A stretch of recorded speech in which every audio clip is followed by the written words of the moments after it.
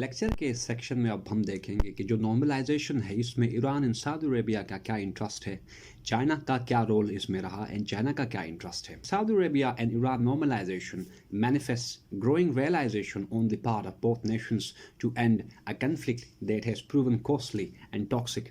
Previous section में हम बात करते रहे कि जो राइवलरी रही है या जो एक cold war like situation prevail करती रही है in relations between Iran and Saudi Arabia, उसकी वजह से दोनों कंट्रीज ने काफ़ी डेली कॉस्ट जो है ना वो बेयर किया है. तो इस रियलाइजेशन का जो हमारे पास प्रोडक्ट है या उसका जो रिजल्ट है वो normalization or return in Middle East है. आगे हमने मेंशन किया है the cold war between the two nations crippled their economies, devastated regional countries, exacerbated sectarianism, enabled centrifugal tendencies to play odds against regional security, stability, and prosperity, and offered a promising ground for major powers to exploit existing fault lines for their own interests. यानी ये सारी discussion हम already कर चुके हैं. आगे अगर चले जाएं, both nations agreeing to reactivate cooperation and security agreements signed in 1998 and 2001 respectively. Saudi Arabia and Iran ने decide कर लिया है कि normalization के दौरान या right after getting their relation normalized, the countries are going to reactivate their cooperation in economic realm, security terms. और इसी कॉन्टेक्स्ट में कल परसों की बात है, ईरान ने हुथीस एंड बाकी जो उसकी प्रॉक्सीज हैं उनको सपोर्ट करना ईरान ने बंद कर दिया है, जो कि एक पॉजिटिव डेवलपमेंट है और जो कि दोनों नेशंस के बीच में एक ट्रस्ट बिल्डिंग का काम करेगा, ये डेवलपमेंट करेगी. यहाँ पे स्पेसिफिकली सऊदी अरेबिया के इंटरेस्ट की अगर बात कर लें, जैसे ऊपर हम बात करते रहे कि सऊदी अरेबिया का क्या इसमें सारा इस पूरी डेवलपमेंट में या ईरान की तरफ एक फ्रेंडली हैंड एक्सटेंड करने में सऊदी अरेबिया के क्या बेनिफिट होगा, पॉइंट्स फॉर्म में यहाँ पे मैंशन चीज़ें की हुई हैं. Point 1 अगर देख लें, Saudi Arabia is aspiring to relieve itself of the deeply ingrained security dilemma and threats by cultivating working relations with Iran. Security dilemma आप लोगों को पता है, ईरान एंड सऊदी अरेबिया के बीच में जो कोल्ड वॉर लाइक सिचुएशन रही है, उस सिचुएशन की वजह से दोनों नेशंस का एक दूसरे के बारे में जो थ्रेट परसेप्शन था, उस परसेप्शन ने दोनों नेशंस को एक सिक्योरिटी एक डायलेमा में लॉक करके रखा था, जो कि अब ब्रेक होगा right after their normalization. Second point है, Saudi Arabia is working expeditiously on its Vision 2030. बात ऊपर कर चुकी, जिसमें इकोनॉमिक डाइवर्सिफिकेशन है, नॉलेज फ्यूल्ड इकोनॉमिक ग्रोथ है, सोशल सिक्योरिटी प्रोग्राम्स को लॉन्च करना है, upgrading physical infrastructure and investing heavily on human development index. ये सर्टेन कंपोनेंट्स हैं सऊदी अरेबिया के विजन 2030 के. And diversifying its economic and trade relations by nurturing peace and stability in the region. Economic and trade ties की बात अगर कर लें, Saudi Arabia जैसे हम ऑलरेडी बात कर चुके हैं का relation western Nations like United States के साथ बहुत ज़्यादा क्लोज था, लेकिन करंट सेंचुरी में जो इकोनॉमिक रीओरिएंटेशन है पूरी दुनिया में, उस रीओरिएंटेशन ने सऊदी अरेबिया को रियलाइज़ करवाया कि जो पेट्रो डॉलर है या पेट्रोल लेड इकोनॉमी है वो फर्दर एक सस्टेन नहीं कर सकती या वो सस्टेनेबल प्रूव नहीं होगी इस इरा में. तो इस वजह से सऊदी अरेबिया का ये मानना है या सऊदी अरेबिया की ये कोशिश है कि अपनी इकोनॉमी को फ्लरिश करे, एक सस्टेनेबल और एक नॉन लीनियर मैनर में ग्रो अपनी इकोनॉमी की कराए by diversifying its economic and trade relations, by broadening its export base. So point third यहाँ पे है, और ये सारा काम तब तक पॉसिबल नहीं है जब तक regional peace and stability ensure नहीं होती, क्योंकि peace and stability goes hand in hand with economic sustainability. Point third, Saudi Arabia is trying to minimize dependency on its traditional strategic allies like Pakistan and the United States. आप लोगों को पता है कि Pakistan has been playing the role of interlocutor between Saudi Arabia and Iran. जब कभी भी दोनों के बीच में रिलेशंस डायरेक्टली और अदरवाइज ख़राब हुए तो पाकिस्तान ने अपनी गुड ऑफिस एंड मीडिएटर का रोल पाकिस्तान ने प्ले किया, जो कि जिसकी वजह से इस रोल के लिए पाकिस्तान ने चार्ज किया सऊदी अरेबिया को time and again. And the country यानी Saudi Arabia has been assisting Pakistan both in terms of time and financial terms. So Saudi Arabia इस डिपेंडेंसी को ख़त्म करने की कोशिश कर रहा है आजकल by tailoring new relation with countries like Iran and China. Fourth, moving towards economic globalization from zero-sum geopolitics and security globalization. ये सारी बातें हम ऑलरेडी कर चुके हैं कि सऊदी अरेबिया का मानना यह है कि करंट सेंचुरी में सिर्फ वही कंट्री फ्लरिश और प्रॉस्पर कर सकती है जिसके रिलेशंस डाइवर्सिफाइड नेचर के हों, जो कि इकोनॉमिक ग्लोबलाइजेशन या रीजनलिज्म की तरफ जो मूव ऑन करे, वही नेशन इस करंट सेंचुरी में सर्वाइव कर सकती है. Fifth, MBS regional reform agenda necessitating peace within and stability in the region for more conducive and friendly business environment, क्योंकि सऊदी अरेबिया का जो न्यू लीडरशिप है, यंग लीडरशिप, उसकी कोशिश ये है कि सऊदी अरेबिया का जो एक सोशल या ट्रेडिशनली सऊदी अरेबिया का जो एक कंजर्वेटिव एक जो इमेज है या सोशल कन्फिगरेशन है उसको चेंज किया जाए, सऊदी अरेबिया को मॉडर्नाइज किया जाए in terms of social norms, in terms of their economy, in terms of their export base. So ये एक रियलाइजेशन है जो कि एड किया गया है इस रियलाइजेशन को टू MBS रिफॉर्म्स एजेंडा। यानी सऊदी अरेबिया अपने आप को ओपन कर रहा है फॉर वर्ल्ड आउटसाइडर्स। सिक्स्थ है practising regionalism in place of individualism, mending ties with Qatar, Turkey and now Iran. Saudi Arabia को ये बात समझ आ गई है कि United States and Western countries are trying to deglobalize the global trade and economy, whereas on the other hand China is involved in regionalism or regionalizing global trade and economy so as to break the might of Western nations. तो इसी जो drive है China की, इस drive में Saudi Arabia भी China का साथ दे रहा है। Seventh, resolving regional deep-rooted and outstanding issues like Palestine, Yemen crisis, Syrian war, Lebanon via means short of war. Saudi Arabia ने ये समझ लिया है कि जो इश्यूज हैं आउटस्टैंडिंग या लॉन्ग स्टैंडिंग जो इश्यूज हैं रीजन में वो सोल्व हो सकते हैं only through political and diplomatic means. तो ये एक रियलाइजेशन है जो कि सऊदी अरेबिया चाहता है कि by normalizing its relation with Iran जो रीजनल इश्यूज हैं उनको एक कंबाइंड एंड कंसर्टेड मैनर में सोल्व किया जाए। Eighth, coveting to keep the region free from nuclearization. Iran का जो न्यूक्लियर प्रोग्राम है वो हमेशा से सऊदी अरेबिया और उसके जो अरब नेशंस हैं, GCC कंट्रीज हैं, उनके लिए कॉज ऑफ कंसर्न रहा है। न्यूक्लियराइजेशन को रोकने यानी मिडिल ईस्ट को न्यूक्लियर फ्री करने के लिए रखने के लिए सऊदी अरेबिया ने JCPOA को सपोर्ट किया सऊदी अरेबिया ने, लेकिन जब ईरान ने इसको विड्रॉ किया JCPOA से giving part two Donald Trump's maximum pressure strategy, उसके बाद सऊदी अरेबिया का जो सिक्योरिटी एंड थ्रेट परसेप्शन था वो हाइटेंड कर गया था। लेकिन अब जब रिलेशन नॉर्मलाइज होंगे तो दोनों नेशंस इस बात पर एग्री करेंगे या कंसेंसस डेवलप करेंगे कि they have to work towards keeping Middle East free from nuclear forces. तो ये एक सऊदी अरेबिया का इंटरेस्ट है जो कि सर्व होगा right after normalising it's relations with Iran. अब देखते हैं कि ईरान का क्या इसमें इंटरेस्ट है। जैसे कि हमने वो पढ़ा है कि Iran has been under severe sanctions imposed by western countries like US. तो ईरान इस नॉर्मलाइजेशन के बाद breaking diplomatic isolation and reducing international pressure. Second point, expanding economic cooperation with the Gulf states.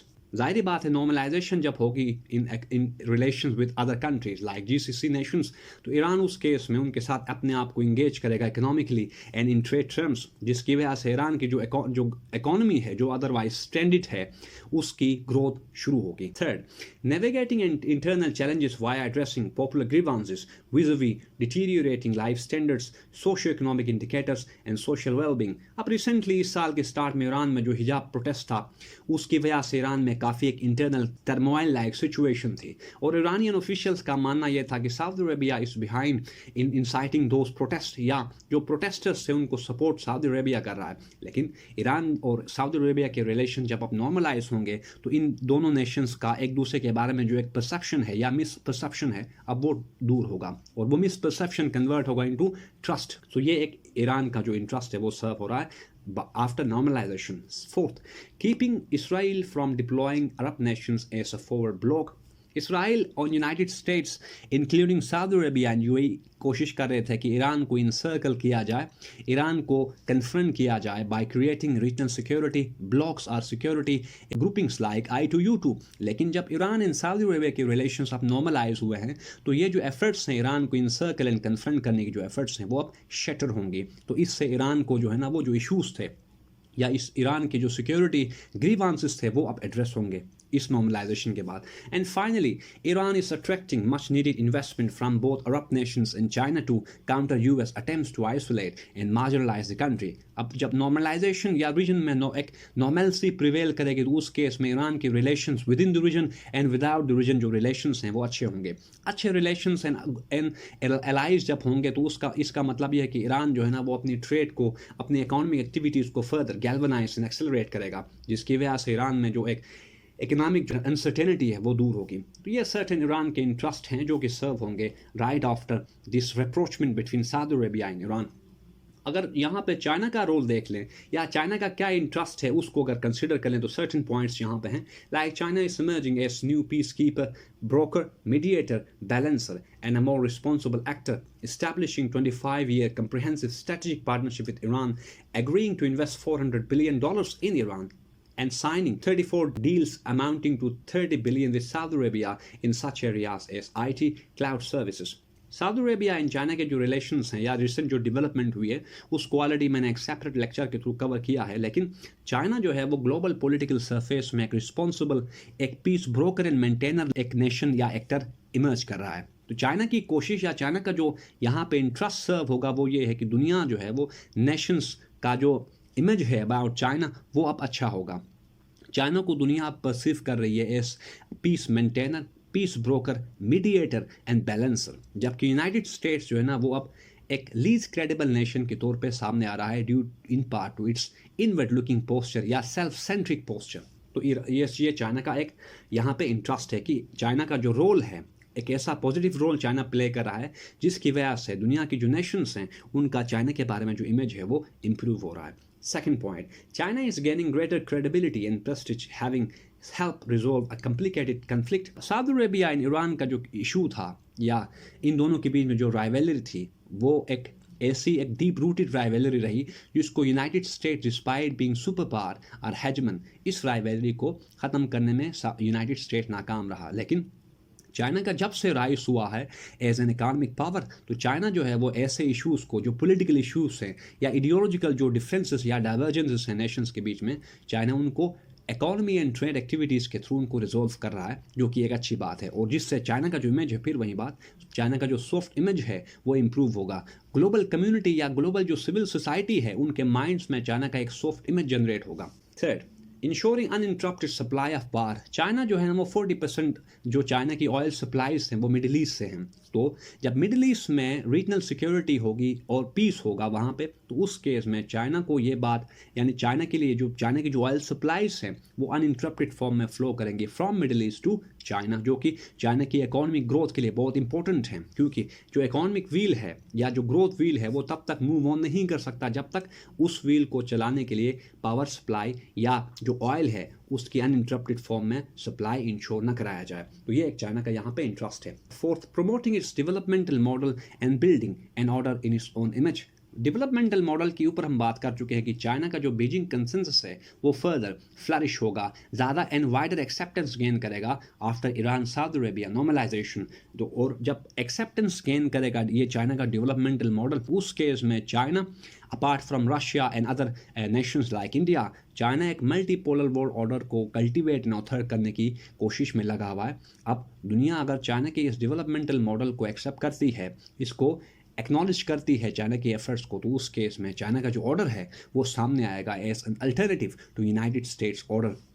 Next, introducing a new vision और order like economic interdependence है, उस order के certain fundamentals ये हैं: constructive engagements, respecting state sovereignty, adhering to the principles of non-interference and intervention, collective security and shared prosperity। ये certain fundamentals या pillars हैं जो कि चाइना का जो इमेज है या चाइना का जो विजन है वर्ल्ड ऑर्डर से रिलेटेड, उस विजन को ये पिलर्स होल्ड करते हैं।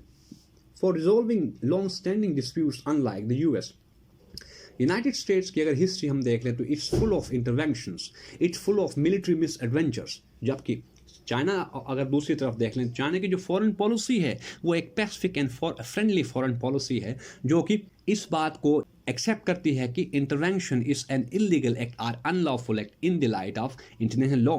सो चाइना का जो ये विजन है नया न्यू वर्ल्ड ऑर्डर बनाने का, वो सक्सेसफुल होता है आफ्टर या in the aftermath of Iran Saudi Arabia normalization. Sixth, China is winning friends and making inroads into the regions escaped or evacuated by the US, extending BRI and adding more to the sustainability of its economic philosophy।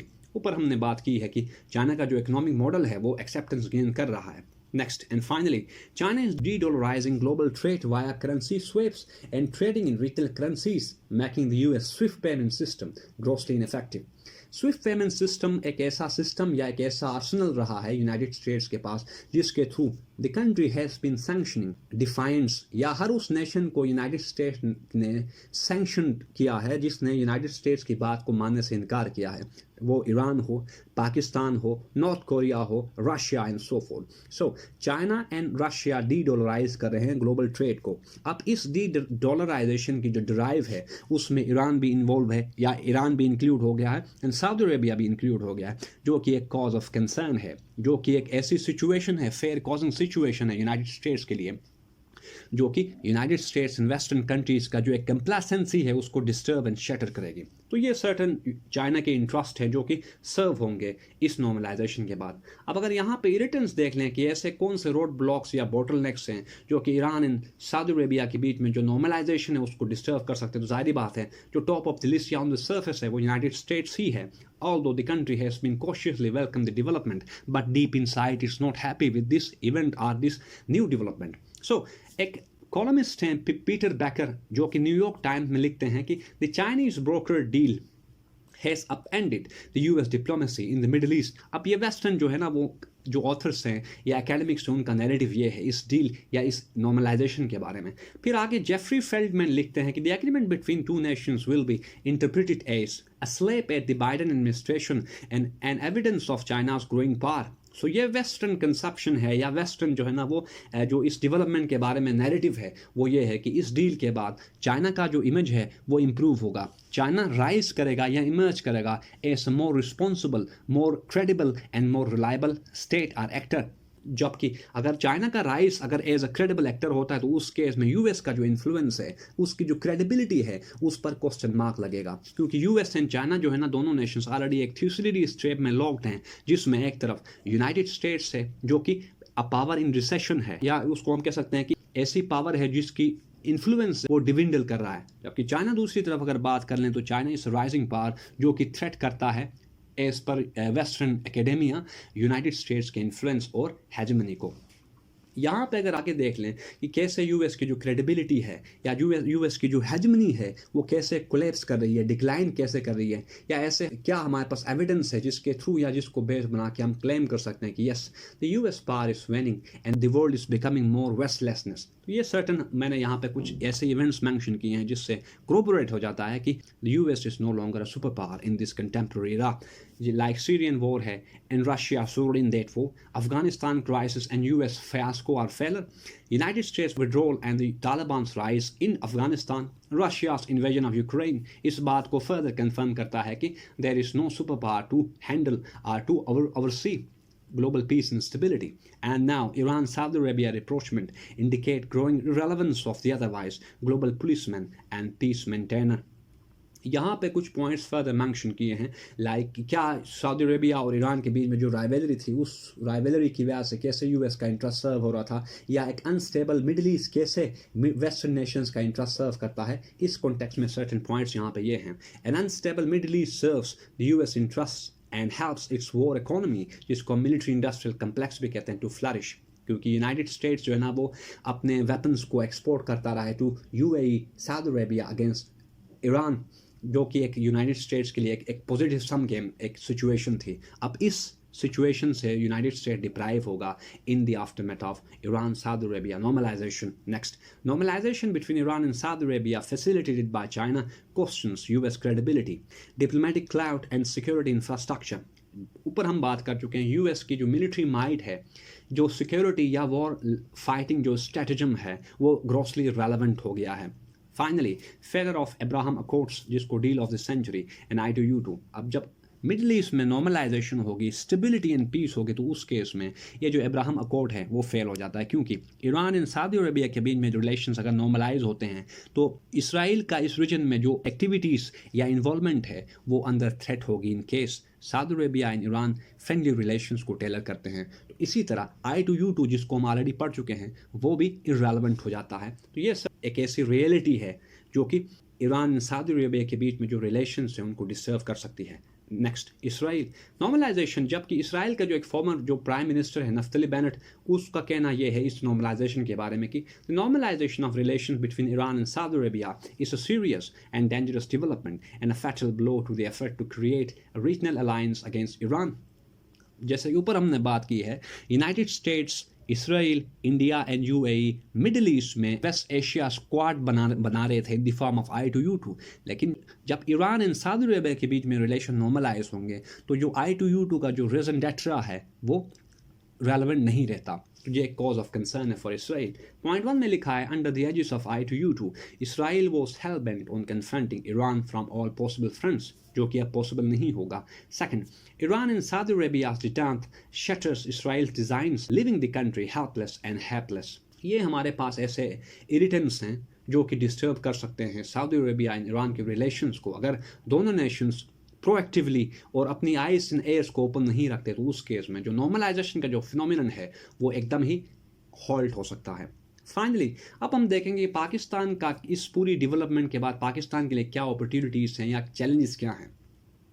Historically अगर देख लें Iran and Saudi Arabia के बीच में जो relations की जो nature रही है उसकी वजह से पाकिस्तान सैंडविच हुआ है या सैंडविच रहा है बिटवीन दीज टू नेशंस। तो इसी बात को मैंने यहाँ पे लिखा है ever since the bitter relations between Iran and Saudi Arabia Pakistan remained home to a catch-22 situation where the country was not in a position to either take sides or stay neutral in its relationship between the two nations। जैसे हमें पता है पाकिस्तान एक independent foreign policy को practise करने की position में नहीं रहा है due to the cold war between Saudi Arabia and Iran. अब जब नॉर्मलाइजेशन होगी तो पाकिस्तान की जो फॉरेन पॉलिसी होगी ओरिएंटेशन या फॉरेन पॉलिसी जो आउटलुक होगा वेस्ट एशिया और मिडिल ईस्ट में वो एक इंडिपेंडेंट एक इम्पार्शियल पोस्चर पाकिस्तान अडॉप्ट करेगा। पॉइंट्स में लिखा है यहाँ पे हमने historically the country remain sandwich between the two Middle Eastern powers या राइवल्स, जो कि आप लोगों को पता है। Second, Pakistan had to play the role of interlocutor to avoid taking sides, self-explanatory है। Third, normalization will usher into an enabling environment for Pakistan to engage with both countries independently and in partial manner। ये भी एक self-explanatory बात है। Fourth, this normalization will help address Pakistan's sectarian tensions। Pakistan में जो division है, social जो polarisation है सेक्टेरियन डिवीजन की वजह से या सेक्टरियनिज्म की वजह से, ये जो इशू है ये रिजोल्व हो सकता है अगर सऊदी अरेबिया एंड ईरान जो है ना वो अपने रिलेशंस को नॉर्मलाइज करते हैं और जो फंडिंग का काम है रिस्पेक्टिव जो सेक्स को जो फंडिंग का काम है सऊदी अरेबिया एंड ईरान करते रहें, वो फंडिंग अगर बंद होती है तो उस केस में पाकिस्तान में जो वायलेंस है इन the form of sectarian difference वो एड्रेस या वो इशू रिजोल्व हो सकता है। Fifth, normalization enabling Pakistan to check India's growing presence and footprints in its traditional sphere of influence। अगर देख लें मिडिल ईस्ट में India has been making inroads in the form of tailoring better relations with both Iran and Saudi Arabia, जिसकी वजह से पाकिस्तान की जो relevance है या पाकिस्तान का जो इन्फ्लुएंस वहाँ पे था वो कम होता रहा है या कम हो रहा था। लेकिन अब जब नॉर्मलाइजेशन होगी between Iran and Saudi Arabia तो उस केस में पाकिस्तान का जो रिलेशन होगा दीज टू नेशंस वो अच्छा होगा, क्योंकि पाकिस्तान भी ब्री का पार्ट है। पाकिस्तान और चाइना की ये कोशिश है कि सी पैक को एक्सटेंड किया जाए into Saudi Arabia.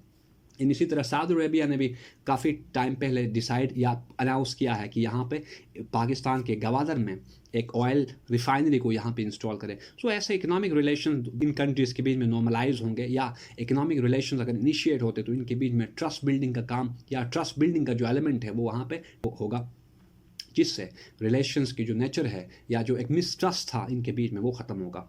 Next, the country may make serious efforts and mobilize resources to complete its part of Iran-Pakistan gas pipeline to activate gas supply from Iran without fearing Saudi Arabia as player। आप लोगों को ये पता है कि Iran Pakistan gas pipeline में Iran ने अपने हिस्से का काम कंप्लीट कर लिया है, लेकिन पाकिस्तान रुका हुआ है या पाकिस्तान ने इस मामले में कोई कंसिडरेबल पाकिस्तान ने प्रोग्रेस नहीं की due to western sanctions in Iran and Saudi Arabia stiff opposition. जब सऊदी अरेबिया और ईरान के बीच में अब रिलेशन नॉर्मलाइज हो गए हैं तो Pakistan without fearing Saudi Arabia, जिसमें पाकिस्तान इस प्रोजेक्ट को कंप्लीट करेगा, जिसके बाद पाकिस्तान जो है वो गैस जो सप्लाई है फ्राम ईरान पाकिस्तान उसे रिसीव करेगा, जो कि एक अच्छी बात है। Next, functional and independent relations with Iran में help Pakistan in weathering border issues, confronting insurgents in areas bordering Iran and resolving problems regarding illegal border infiltrations। ये हमारे पास एक ऐसी डेवलपमेंट है या एक ऐसा इशू रहा है जिसने पाकिस्तान एंड ईरान के रिलेशंस को इम्बिटर किया है या एसरबिक बनाया है, लेकिन अब नॉर्मलाइजेशन होगी तो उस केस में तीनों Nations like Saudi Arabia, Pakistan, Iran इस बात पर कंसेंसस डेवलप करेंगे कि रीजनल सिक्योरिटी एंड इन तीनों कंट्रीज की जो वेलबींग है वो डिपेंडेंट है on the steps shall be taken by these three nations in a collective and combined manner.